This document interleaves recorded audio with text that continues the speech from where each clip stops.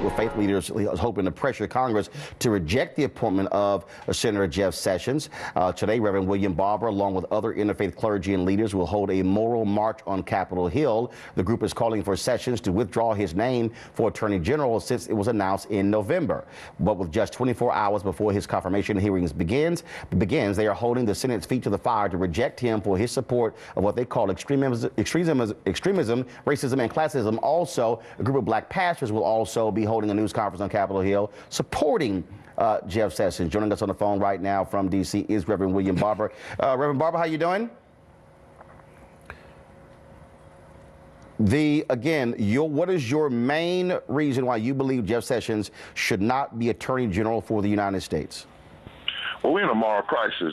Sessions has an immoral record that consistently supported what we call ideological extremism, racist and classist policies, and writing discrimination in the law. You know, they try to say he's nice and respectable, but his policies are mean and racist. This man has helped block fixing the Voting Rights Act for over 1,200 days in the time when we have the worst attacks on voting rights and gerrymandering, and redistricting since, the days of Jim Crow. He said that the Voting Rights Act is an intrusion. He celebrated Shelby. I want your listeners to hear that, Roland. He celebrated the Shelby decision that happened in his own state. He has constantly stood against voting rights. We do not need the fox guarding the hen house, and that's what we would have in Jeff Sessions. Also, people need to remember that he opposed Attorney General Lynch. He opposed every one of President Obama's picks for the Supreme Court. Now he wants a rush confirmation when he has been, in essence, Senator No, like Jesse Helms used to be Senator No. And I like what finally... Kristen? We can't forget history. In 1986, Mr. Sessions was nominated for a federal judgeship, and a bipartisan panel of senators voted him down because of his record of clear racial hostility and insensitivity. This is someone who has called an African-American colleague a boy. This is somebody who made joking comments suggesting that the KKK is okay. This is somebody who has made a career out of selectively prosecuting African-American civil rights activists in Alabama, a group known as the Marion Three, for merely trying to register people to vote. That long record of hostility and racial insensitivity has not changed. He's voted against the Hate Crimes Prevention Bill. He's voted against the Lilly Ledbetter Fair Pay Act.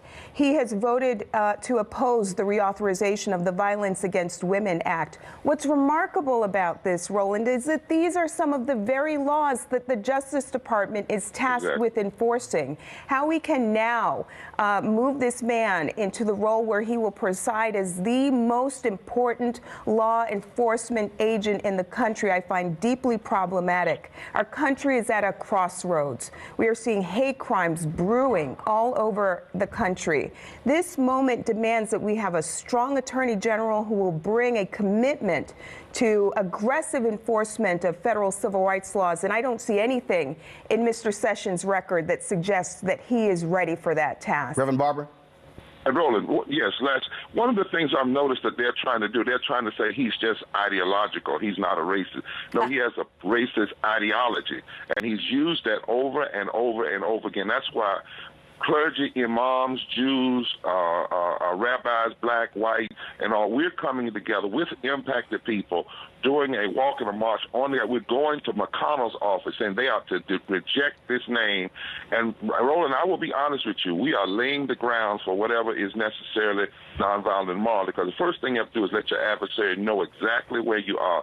This man is the wrong pick for any time in America. He is what somebody said, a throwback rather than a push forward. Eugene? Well, I'll put it this way. I said on the show a couple weeks ago that Joe Biden, our current Vice President Joe Biden, has essentially given Jeff Sessions his vote of confidence. I think that's something. How? Well, he said on CNN, he said on CNN state with Jake Tapper stating in live that, just the views that, what might have gotten Jeff Sessions, not confirmed 30 years ago are not the same views that Jeff Sessions currently holds today. But here's the deal. VP Biden has no vote, Lauren. Yeah, the guy couldn't get confirmed before, so he should be confirmed now for Attorney General. Well, I mean, it's completely absurd, and you know it's completely absurd. I'll put it this way. On his face. I do wish that the Democrats, though, would bring a gun to a gunfight and not a knife to a gunfight when it comes to who's testifying tomorrow. Right. Nothing against the ACLU, nothing against the NAACP, but the Republicans have, I think, 2 crime victims testifying tomorrow. Democrats have a dreamer and 2 heads of organizations, and nobody who can speak to the things that Jeff Sessions has done to people that have been specifically damaging, like on voting. I mean, at least if we had Reverend Barber there, you bring some emotion to it. And I like Cornell Brooks, I love him, but we need somebody testifying that can say, this decision by this person hurt me in this way, and that is not who the Democrats have testified. Barber, real quick, then we'll go to Reverend Barber. Yes, Reverend Barber, I'm going to see you very soon. I will be at the march. Looking forward to joining you and everyone in this crusade. We must defeat Jeff Sessions. He is unfit to be the Attorney General of the United States. Reverend Barber. Yeah, here's the problem that we have to raise up. They stated 30 years ago, but we can look at what he's done recently. Exactly. His recent racism, and that's the point. And he has not repented of what he did 30 years ago. He tried to put the Marion 3 in for 250 years. He wanted to put them in jail. That's the same amount of time we were in slavery. Kristen, 30 seconds, final comment. You know, they are railroading these nominees through the process, and we really shouldn't put up for it, but the hearings start tomorrow, and we can't change that. Cornell Brooks, and many Alabamans were arrested down in Mobile protesting this nomination. They will be there. They're coming up by the busload from Alabama. It's a moment for all of us to speak up. Tomorrow, Wednesday, people should be calling their senators and making their voices heard on this incredibly important nomination. All right, folks. Christian, Reverend Barber, we surely appreciate it. Thank you so very much. Kickstart your day at 7 and get the news you need from the perspective you want.